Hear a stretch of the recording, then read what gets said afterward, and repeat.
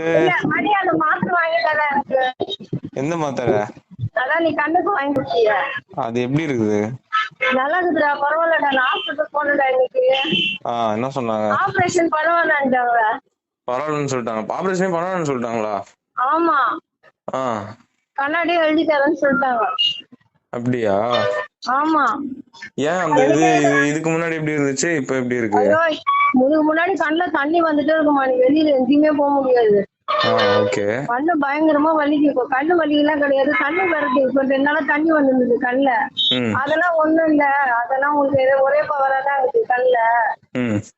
நாளைக்கு வாங்க, கண்ணுல மருந்து விட்டு செக் பண்ணிட்டு உங்களுக்கு கண்ணாடி எழுதி தரோன்னு சொல்லிட்டாங்க. ஆபரேஷன் எல்லாம் உங்களுக்கு பண்ணுவாங்க.